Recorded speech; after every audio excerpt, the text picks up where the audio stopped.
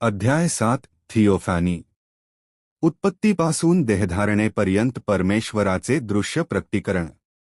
मागील अध्यायात आपण समजून घेतले की परमेश्वर, जो मूलतः अदृश्य आत्मा आहे, तो आपल्या इच्छेनुसार लोगोस, वचन पहिली अभिव्यक्ती, म्हणून प्रकट झाला. हा लोगोस परमेश्वराच्या अंतर्यामी असलेल्या अनंत विचारांचे प्रकट स्वरूप आहे.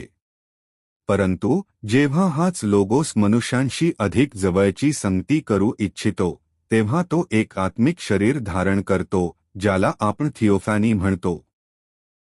या अध्यायाचा उद्देश हा आहे की उत्पत्तीपासून ते नवीन करारातील देहधारणेपर्यंत परमेश्वराने कशा प्रकारे थिओफॅनीद्वारे स्वतःला प्रकट केले, याचा अभ्यास करणे. थिओफॅनी म्हणजे काय?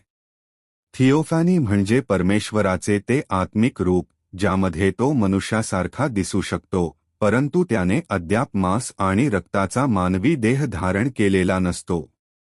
हा कोणताही निर्माण केलेला स्वर्गदूत नसून स्वतः परमेश्वराची दृश्य उपस्थिती आहे. लोगोस ही परमेश्वराची पहिली अभिव्यक्ती आहे आणि थिओफॅनी हे ते माध्यम आहे ज्याद्वारे ती अभिव्यक्ती मनुष्याच्या अनुभवात येते. उत्पत्तीच्या पुस्तकातील पहिली झलक.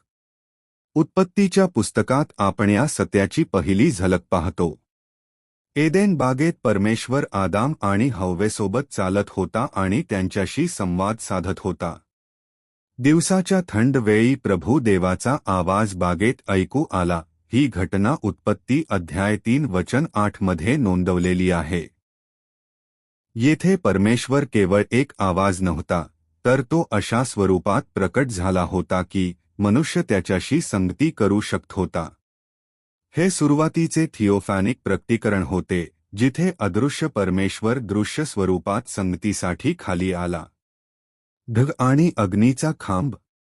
याच क्रमाने पुढे पाहिल्यास परमेश्वराने आपल्या लोकांशी विविध प्रकारे संवाद साधल्याचे दिसते. कधी तो ढग आणि अग्नीच्या खांबामध्ये प्रकट झाला, जसे इस्रायेली लोकांना अरण्यवासात मार्गदर्शन करताना झाले. निर्गमन अध्याय 13 वचन 21 मध्ये लिहिले आहे की प्रभू दिवसा ढगाच्या खांबात आणि रात्री अग्नीच्या खांबात त्यांच्या पुढे चालत असे. हे लोगोसचे एक दृश्य प्रकटीकरण होते, ज्यावरून हे सिद्ध होते की परमेश्वर आपल्या लोकांपासून दूर राहणारा नसून त्यांच्यासोबत चालणारा देव आहे. अब्राहमासोबतची संगती. थिओफॅनीचे सर्वात स्पष्ट आणि वैयक्तिक रूप अब्राहमाच्या जीवनात दिसते. उत्पत्ती 18 मध्ये वर्णन आहे की 3 पुरुष अब्राहमाकडे आले. त्यापैकी एकाला त्याने होवा, प्रभू, म्हणून संबोधले.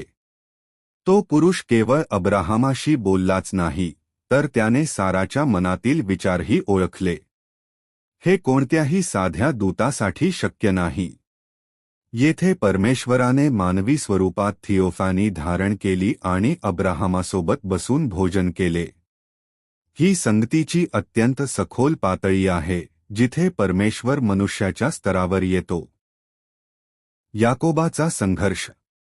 याकोबाच्या जीवनातही हेच सत्य प्रकट होते. एका रात्री त्याने एका पुरुषासोबत रात्रभर कुस्ती केली. हा केवळ शारीरिक संघर्ष नव्हता, तर एक आत्मिक अनुभव होता. जेव्हा हा संघर्ष संपला, तेव्हा याकोबाने त्या ठिकाणाचे नाव पनिएल ठेवले आणि म्हणाला, मी देवाला समोरासमोर पाहिले आहे. हा संदर्भ उत्पत्ती अध्याय 32 वचन 30 मध्ये आढळतो. येथे पुन्हा एकदा परमेश्वर अशा रूपात प्रकट झाला, ज्याला पाहता आणि स्पर्श करता येत होते. मोशे आणि यहोशवा यांचे अनुभव. मोशेच्या काळात हे प्रकटीकरण वेगळ्या प्रकारे दिसते.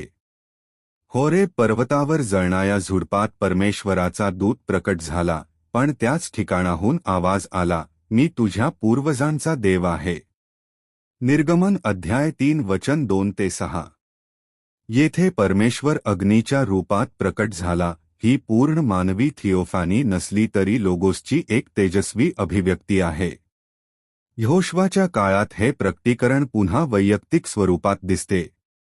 यरीहो जवळ यहोशवाने एक पुरुष पाहिला, ज्याच्या हातात उघडी तलवार होती. जेव्हा यहोशवाने त्याला नमन केले तेव्हा त्या पुरुषाने त्याला रोखले नाही, उलट ती जागा पवित्र असल्याचे घोषित केले. यहोशवा अध्याय 5 वचन 13 ते 15. पवित्र शास्त्र शिकवते की स्वर्गदूत मानवाची आराधना स्वीकारत नाही. प्रकटीकरण अध्याय 22 वचन 8 ते 9. त्यामुळे हे स्पष्ट होते की येथे स्वतः परमेश्वर थिओफनीमध्ये प्रकट झाला होता. लोगोस ते देहधारणा. या सर्व घटनांचा विचार केला असता एक स्पष्ट क्रम दिसून येतो. 1. परमेश्वर प्रथम लोगोस म्हणून प्रकट झाला, एक दिव्य अभिव्यक्ती, प्रकाश आणि वचन म्हणून. 2. त्यानंतर त्याने मनुष्यांशी जवळची संगती करण्यासाठी थिओफानी धारण केली, एक आत्मिक शरीर ज्यामध्ये तो दिसू शकतो. 3. शेवटी नवीन करारात हाच लोगोस कायमस्वरूपी मानवी देहात प्रकट झाला. योहानच्या शुभवर्तमानात लिहिले आहे, वचन देहधारी झाले आणि त्याने आमच्यामध्ये वस्ती केली. योहान अध्याय 1 वचन 14. ही केवळ ऐतिहासिक घटना नाही, तर संपूर्ण बायबलचा सर्वोच्च बिंदू आहे. जो परमेश्वर अदृश्य होता, ज्याने वेळोवेळी थिओफनीमध्ये स्वतःला प्रकट केले, तोच शेवटी मनुष्य बनून आपल्यामध्ये आला. निष्कर्ष.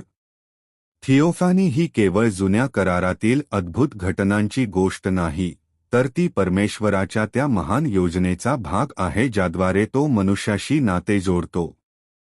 हे आपल्याला समजण्यास मदत करते की परमेश्वर आपल्यापासून दूर नाही, तो स्वतःला प्रकट करणारा, संगती करणारा आणि शेवटी उद्धार देणारा देव आहे. अदृश्य आत्म्यापासून लोगोस, लोगोसपासून थिओफानी आणि थिओफानी पासून देहधारणा. हाच तो मार्ग आहे ज्याद्वारे परमेश्वराने स्वतःला मानवासाठी ओळखण्यायोग्य आणि अनुभवण्यायोग्य बनवले आहे.